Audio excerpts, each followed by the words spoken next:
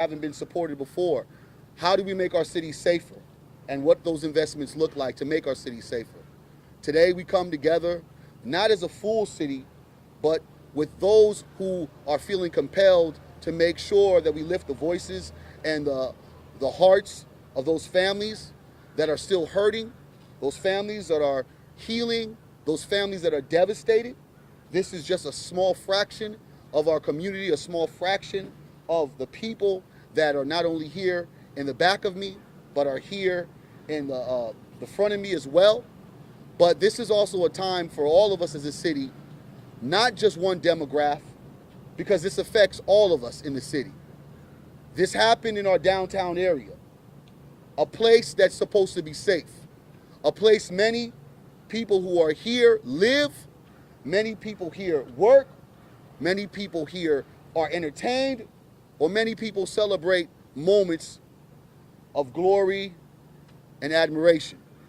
But we've been struck by senseless acts of violence, and we are not going to normalize that senseless act of violence.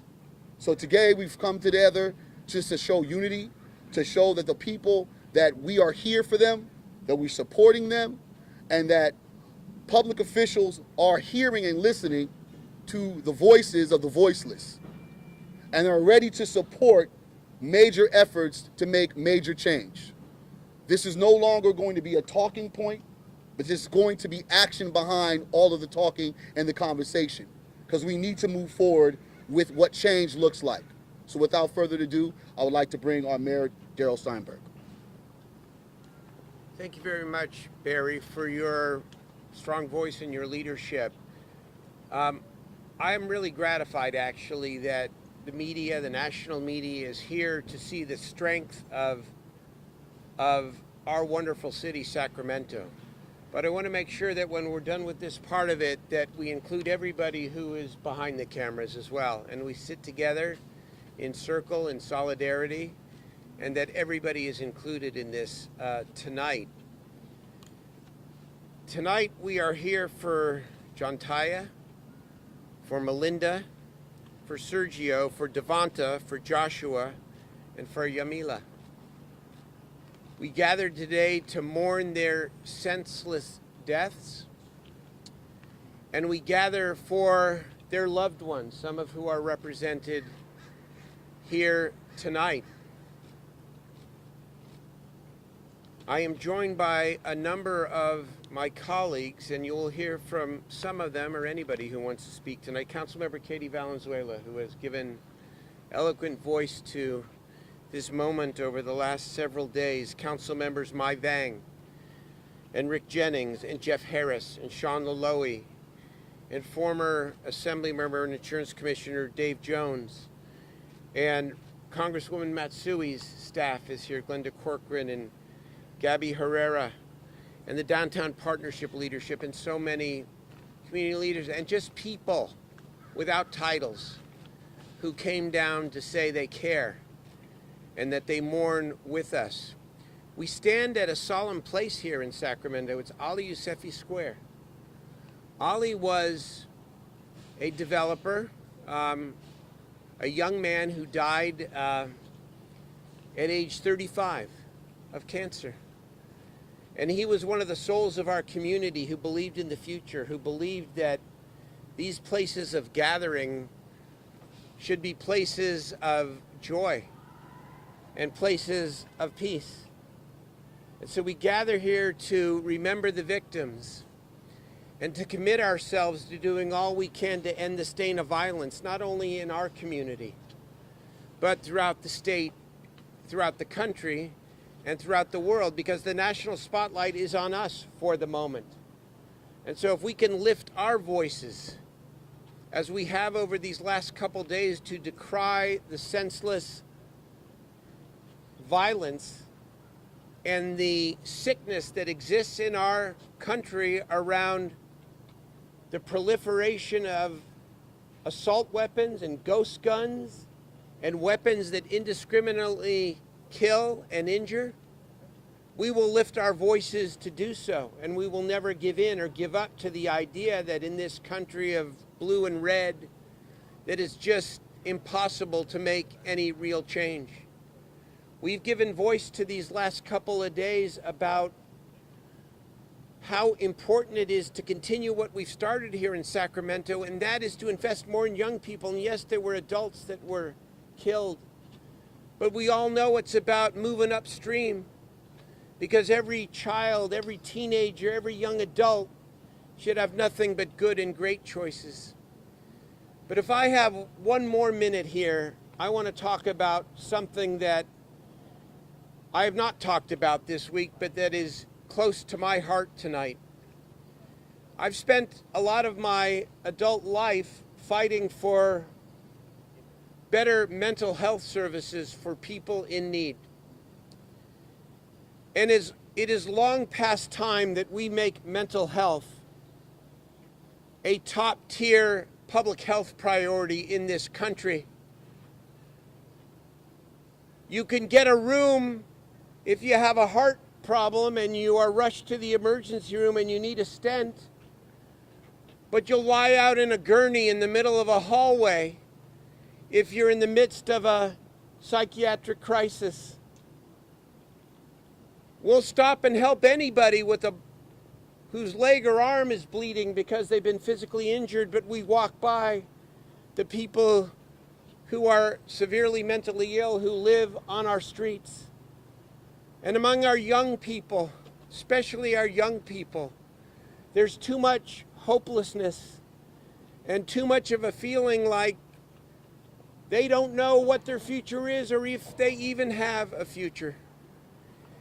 And there's a lot of things we need to do to build better mental health. But you know what's at the core of mental health and what this gathering is really about? It is about connecting better with one another. It is about caring for one another. It's about being kind to the stranger. It's about making sure that we not only provide more opportunities for young people, but that we listen to them and that we talk to them. Because loneliness and disconnection is the source of most mental illness. Poverty is the source of most mental illness. And so let us create a gentler world by paying attention to the real epidemic in our country, and that is the fact that people are hurting. People are hurting because they're left out, they're left behind, they don't have enough to live, they don't know what their future is. That's not an excuse for violence in any way. But if this occasion can elevate the issue of caring better for one another, treating each other with more kindness, and attending to mental health as well as physical health, we'll save a lot of lives and we'll be a better community. Thank you. Councilmember Valenzuela.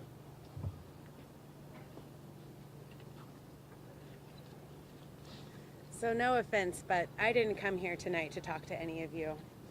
I came here tonight for my community that's standing behind you and behind me here. I'm not going to talk about policy. I'm not going to talk about anything but the people that we've lost. Sergio Harris, who has family here tonight. Devazia Turner. Joshua.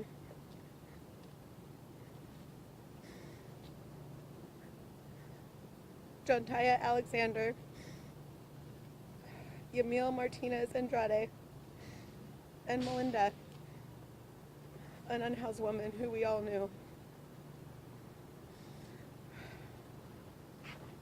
We need to be together as a community right now, and I hope that you will all stay in the camera seat so we can still see this.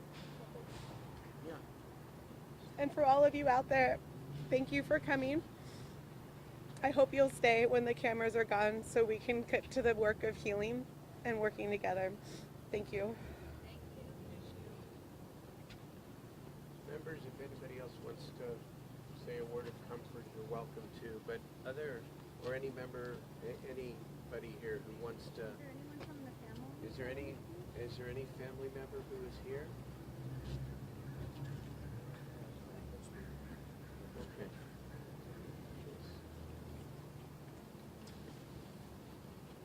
I'm Bishop Parnell M. Lovelace, Jr., and I want us, if we could join together in prayer for our families and for our city. Will you join me in prayer? Father, I thank you that you care for us. I thank you that you care for these families that are grieving. You care for these families who have loved ones that are in the hospital. You care for our community. And I ask you, Father, that you will wrap your arms around every one of these family members. I ask you to wrap your arms around our community.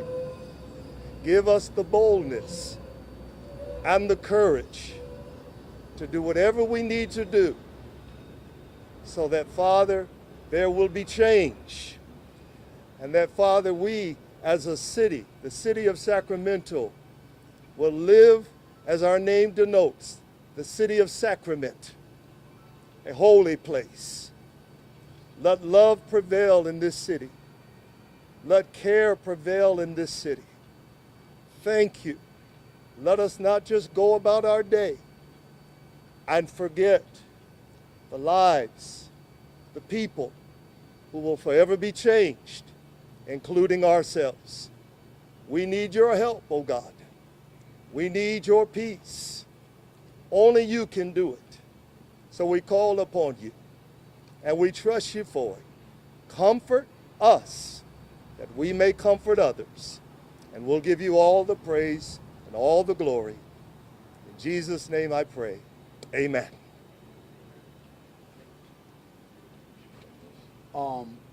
I would like everybody in the back and the front to raise up your candles.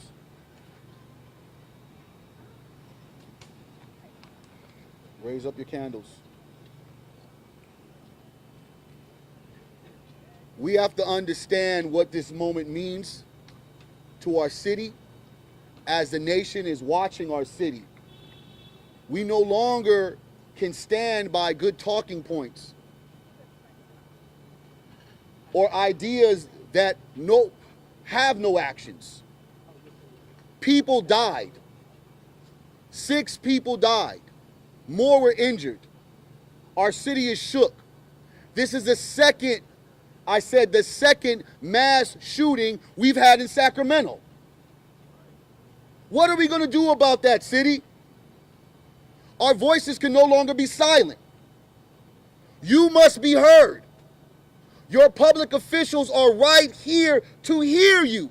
Do not be silent. They were here last time. I apologize. My cousin, Sergio, was gunned down. My first Come, brother. cousin- Come, brother. Come on. Come, brother. Be heard. Speak your truth. This is a truth session. The truth is this. My cousin Sergio Harris, my first cousin Sergio Harris was gunned down right down the street nothing but a few days ago, along with 5 other men and women. 16 other people are sitting in a hospital right now fighting for their life. The last time we had a mass shooting, we did the same thing. Sat out here, held up our candles, talked about the police are here for us now, the public officials are for us now. They're here for us. How are they here for us when we sitting here doing the same damn thing again? The same thing. So who's gonna stop it? Because ain't nobody bringing Sergio back. Nobody. I don't get to go kick it with my cousin tomorrow. The rest of his family doesn't get to kick it with him tomorrow. Instead, we have to put our money together and plan his funeral. Instead, we have to sit back and bury this man. How many times are we going to sit back and talk about the next time? How many more times is this man going to come up here and have to give this same speech because our public officials who are supposed to sit back and stand for us don't? And don't get me wrong, I'm not just blaming the public officials. Okay. Don't get me wrong. But what I'm saying is a change has to start. When the hell are we going to let it start? When are we going to get up off our butts, off our couches, off our phones, and start doing something?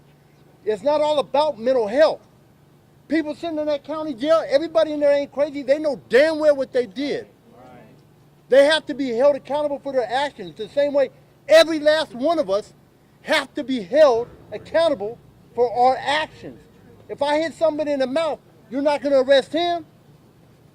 You're not going to sit back and say, oh, well, Mr. Henderson must have had mental issues. No, you're going to book me and I'm going to have to pay the piper.